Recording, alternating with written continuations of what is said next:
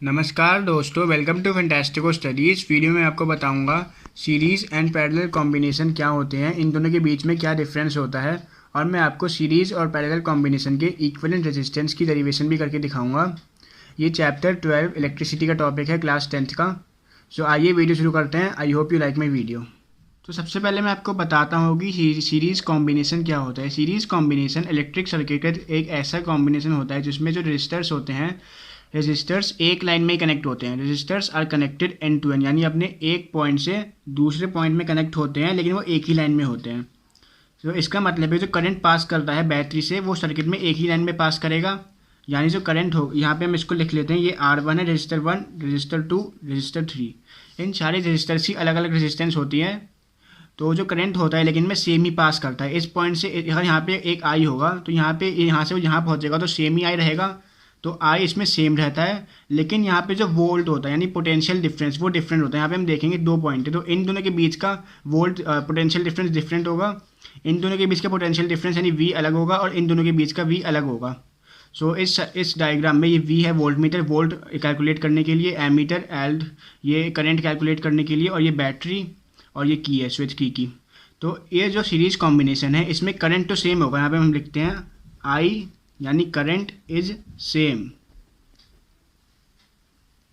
But V is different.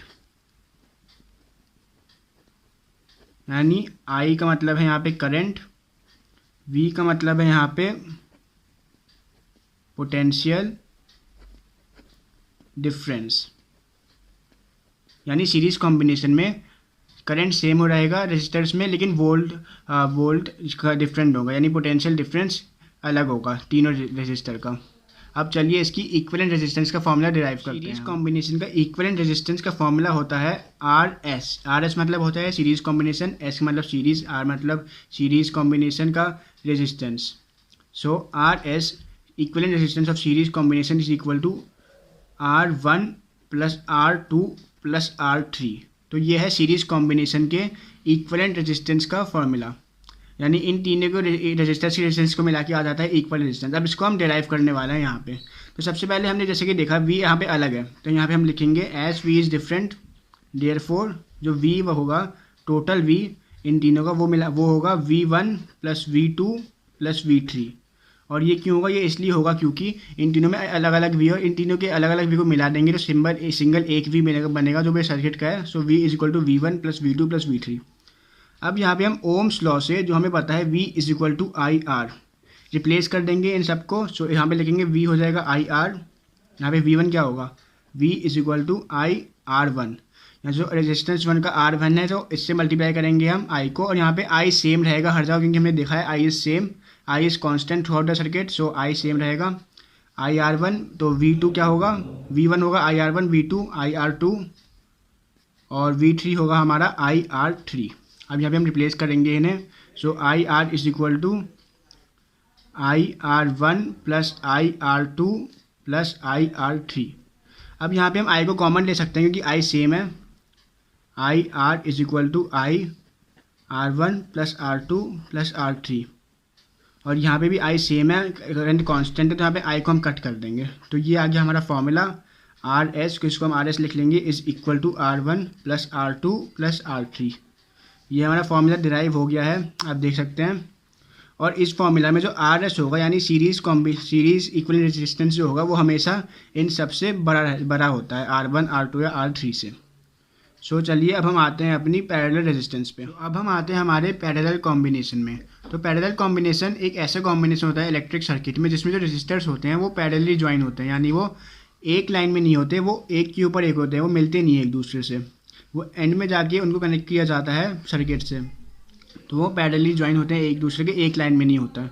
तो यहाँ पे जो क्या होता है, यहाँ पे जो करंट होता है यानी I होता है, वो यहाँ पे आके I बढ़ जाता है इनमें। I1 यहाँ पे हो जाता है I1 I2 I3, जो I तीन भागों में बढ़ जाता है, R1 R2 और R3 के लिए, तीनों रेजिस्टर्स के लिए। लेकिन जो V होता है इन दोनों का हम देखते हैं, दोनों पॉइंट तो सेम है दोनों का, तीन रेजिस्टर्स का। तो इनका जो V होता है यानी पोटेंशियल डिफरेंस वो सेम रहता है, तीनों में V सेम होता है इसमें, लेकिन I अलग होता है, बिल्कुल सीरीज का उल्टा होता है यहाँ पे। तो resistors are connected parallel to each other, and हम यहाँ पे लिखते हैं V इज सेम। क्योंकि दोनों एक ही पॉइंट के बीच दो पॉइंट के बीच में और दोनों पॉइंट सेम है। सो पोटेंशियल डिफरेंस इन दोनों का होगा वो सेम ही रहेगा तीनों के लिए। और सेकंड है हमारा जो हमने निकाला है वो है आई इज़ डिफरेंट।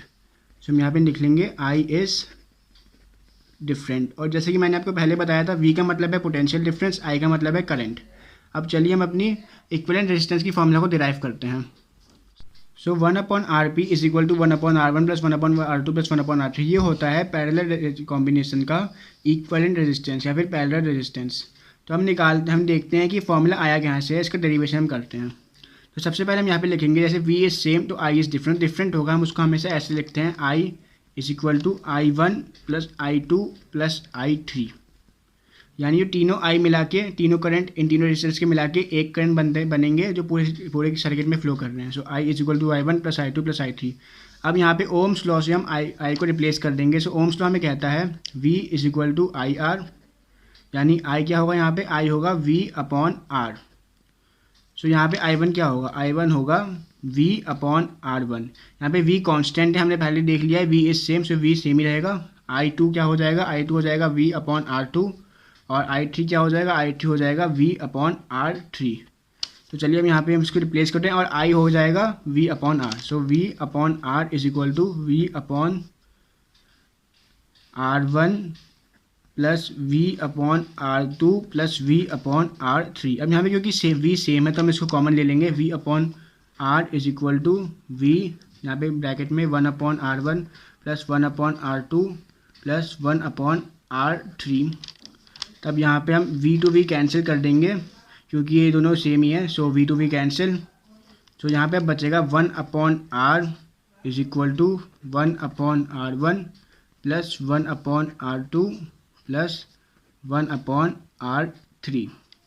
सो हो गया हमारा फॉर्मूला डिराइव पैरेलल कॉम्बिनेशन का भी। और इस फॉर्मूला में जो RP होगा हमारा वो हमेशा R1, R2 और R3 से छोटा होगा। आप इसे एक बार फिर से समझ लीजिए। तो RP यानी रेजिस्टेंस इन पैरेलल होता है वो सम ऑफ रेसिप्रोकल ऑफ सारे रेजिस्टेंस के रेजिस्टेंस का रेसिप्रोकल को प्लस करने के बाद बनता है उसका रेसिप्रोकल। और इसको हम वापस से रेसिप्रोकेट यानी उल्टा करके RP को ऊपर लिख के आंसर में लिखते हैं। तो हम इसको डायरेक्टली आंसर में RP लिखेंगे, 1/RP नहीं लिखेंगे।